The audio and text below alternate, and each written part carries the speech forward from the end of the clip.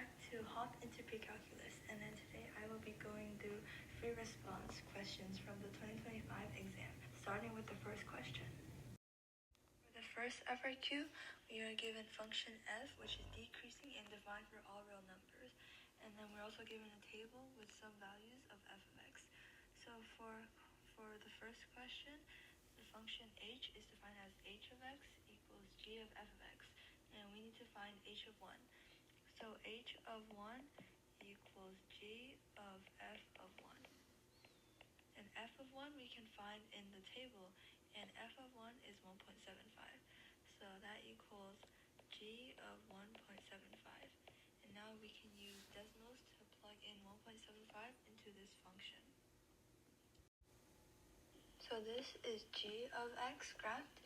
So we will find what the value is when x equals 1.75. And then here you can just find the intersection, which is at this point.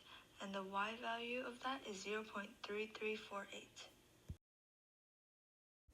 Is this one. So find the value of f inverse of 3.5 or indicate that it's not defined. So an inverse function means that you're looking for the input that led to the output of 3.5. And we are given the table for f of x. So we find which one has an output value, or f of x, of 3.5, and then we see here the output equals 3.5, and that corresponds with an input value of 0. So that means f inverse of 3.5 equals 0. Now for part B, so first it asks us to find all values of x, where g of x equals 0. So g of x is the function that we were given before. And we will go to decimals again to find when the output equals 0. So we will type in y equals 0 for that horizontal line, and then we will see where g of x intersects, and that is here, here, and here.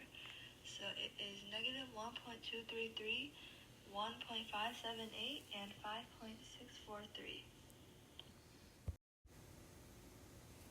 Rounded to the thousandths place, we will have x equals negative 1.233, 1.578, and 5.643.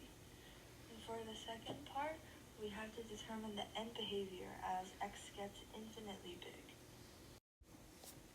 Using decimals, we can see that as x gets infinitely big, which is in this direction, it will go towards negative infinity and continue getting more negative.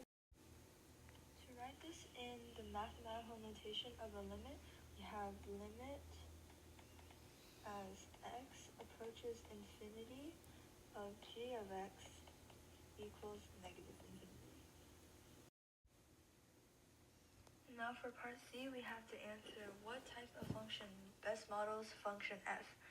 So function f, if we go back to the table, you can see that x increases linearly with plus 1 every single time.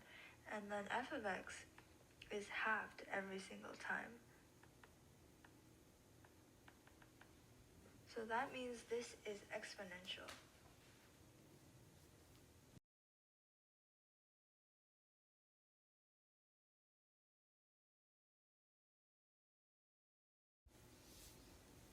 And then it is exponential, like I said earlier, because the input values have an equal distance change, and then the output values they're proportional and they're half of the previous output.